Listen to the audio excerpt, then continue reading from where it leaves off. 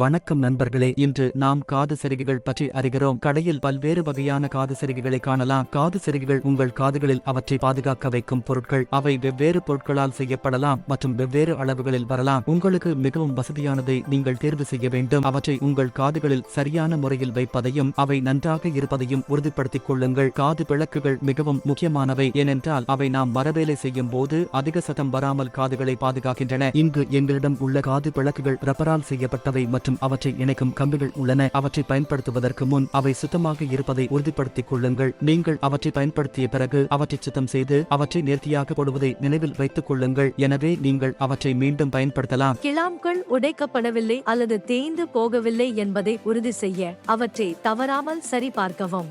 நகரும் பாகங்களில் எண்ணெய் வைக்கவும், அதனால் அவை சீராக வேலை செய்யும்.